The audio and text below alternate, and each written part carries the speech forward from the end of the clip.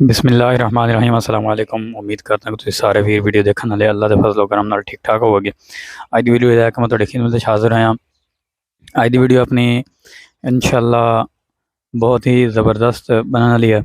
अज जिहड़े अपने कट्टे सी छोटे तुहानूं मैं सारे दिखावांगा। वो अपने कोल माशाअल्लाह 24 कट्टे मौजूद ने। जिहड़े कट्टे अजकल जिहड़ी खुराक चल रही है वह भी तुहानूं दिखावांगा। सैलेज तो यार अपना गया सी मुक, ख़त्म हो गए सैलेज अपना इंशाअल्लाह 5 दिनों तो बाद तैयार होने वाला है। मक्की तुहानूं मैं दिखाई सी वीडियो बना के, तो मक्की अपनी माशाअल्लाह बड़ी प्यारी तैयार हुई खली है।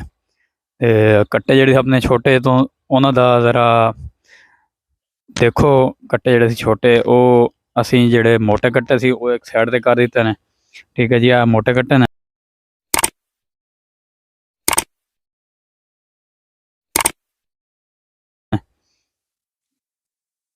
देखो ज़रा, ये जिहड़े छोटे ने मोटे कट्टे सी बड़े कट्टे सी वो कर दित्ते ने एक साइड ते जिहड़े है सी ना अपने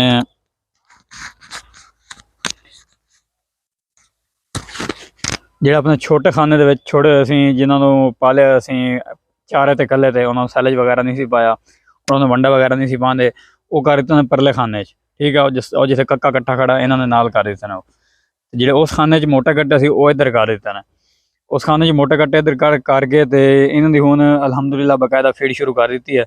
ਫੀਡ ਮਾਸ਼ਾਅੱਲਾ ਇਹਨਾਂ ਦੀ ਬੜੀ ਜ਼ਬਰਦਸਤ ਤਰੀਕੇ ਨਾਲ ਸ਼ੁਰੂ ਕੀਤੀ ਹੋਈ ਆ। ਸੈਲੇਜ ਦੀ ਕਮੀ ਜਿਹੜੀ ਹੈ ਉਹ ਦੂਰ ਕਰਨ ਵਾਸਤੇ ਆਪਾਂ ਇਹਨਾਂ ਨੂੰ ਸੁਬਹ ਸ਼ਾਮ ਇਹਨਾਂ ਨੂੰ ਵੰਡਾ ਸ਼ੁਰੂ ਕੀਤਾ ਹੋਇਆ। ਇੱਕ ਟਾਈਮ ਤੂੜੀ ਦੇ ਵਿੱਚ ਗੋਤ ਕਰਦੇ ਹਾਂ ਤੇ ਉਹ ਜਿਹੜੀ ਤੂੜੀ ਵੱਜ ਜਾਂਦੀ ਹੈ ਉਸ ਦੇ ਵਿੱਚ ਫਿਰ ਆਪਣਾ ਮੱਕੀ ਦਾ ਚਾਰਾ ਤੇ ਬਰਸੀਨ ਦਾ ਚਾਰਾ ਮਿਲਾ ਕੇ ਉਹ ਸਾਰਾ ਕੁਛ ਮਿਲਾ ਕੇ ਤੇ ਉਹਦੇ ਵਿੱਚ ਆਪਣਾ ਫਿਰ ਉਸ ਵਿੱਚ ਵੰਡਾ ਤੇ ਚੋਕਰ ਪਾ ਦਿੰਦੇ ਹਾਂ। ਤੇ ਪਿਛਲੇ ਟਾਈਮ ਕੱਲਾ ਇਹਨਾਂ ਨੂੰ ਜਿਹੜਾ ਚਾਰਾ ਹੈ ਉਹ 2 ਟਾਈਮ ਪਾਈਦਾ।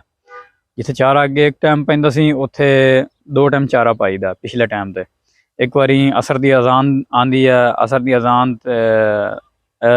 ਅੱਗੇ ਪਿੱਛੇ ਜਿਸ ਟਾਈਮ ਅਸਰ ਦੀ ਅਜ਼ਾਨ ਆਉਂਦੀ ਹੈ ਨਾ ਉਸ ਟਾਈਮ ਇੱਕ ਵਾਰੀ ਇਹਨਾਂ ਨੂੰ ਚਾਰਾ ਪਾਈਦਾ ਤੇ ਦੁਬਾਰਾ ਜਿਸ ਟਾਈਮ ਫਿਰ ਮਗਰਬ ਦੀ ਅਜ਼ਾਨ ਆਉਣਾ ਸ਼ੁਰੂ ਹੁੰਦੀ ਆ ਉਸ ਟਾਈਮ ਪਾਈਦਾ, ਕਿਉਂਕਿ ਜਿਹੜਾ ਪਹਿਲੇ ਵਾਲਾ ਇਹਨਾਂ ਨੇ ख़त्म कर लिया होना उस दोबारा फिर असी होर चारा पा दें।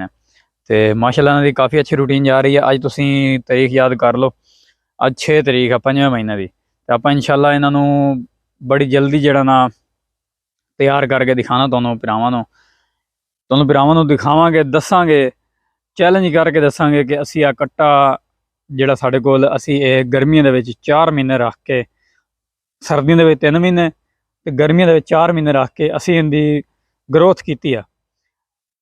ये देखा जे कि असी इंशाअल्लाह ग्रोथ ऐसी करनी है इन्हां दी कि असी इन्हां गर्मी वगैरह महसूस नहीं होंदी, क्योंकि असी एक दिन दे विच 3 वारी इन्हां नूं नहाते हुंदे, 3 वारी इन्हां नूं पानी दे विच छोड़दे हुंदे। असी अलहमदुलिल्लाह 4 बंदे हर वक्त इस सिर है गए, 4 बंदे इस बकायदा ड्यूटी देंदे गए। जिस टाइम इतने बंदे हों तो 24 कट्टे होन उस टाइम अपना माशाअल्लाह इन्होंने किसी चीज़ की कमी नहीं आती। तुसीं लैन देखो इंशाअल्लाह अपनी अपने लैन इंशाअल्लाह बराबर तैयार करनी है। तो इन्हों इंशाअल्लाह बकायदा सरसों का जो तेल है वो भी शुरू किया जा रहा। वो इंशाअल्लाह तेल आया पे सुबह तो इन्होंने तेल शुरू कर देना। तो फी कट्टे नूं वजन 100 ग्राम के हिसाब से इन्हों तेल दिता जाएगा। ये अपने कोल 24 कट्टे मौजूद ने। 24 कट्टा का हिसाब लगाओ, इन्हों 2400 ग्राम वंडे दे विच ते चोकर दे विच तेल मिला के दिता जाएगा रोज़ाना डेली रूटीन नाल। इस टाइम ते सुबह के टाइम तो नहीं, सुबह के टाइम तो क्योंकि पूरा दिन फिर गर्मी रही है, इस वजह तो उस टाइम तेल देना ठीक नहीं है। तो इस टाइम तो आप इन्हों रोज़ाना बकायदा तेल देना वंडे दे विच मिला के। जिहड़ा 2 टाइम वंडा किया होया वो इस टाइम ते कर देना एक टाइम का। तो तुहानूं दसांगे अपने कट्टियां ने ग्रोथ किस तरह की शुरू की है। वो जो तेल है ना थोड़ी गर्मी दूर कर देंदा इन्हां दी।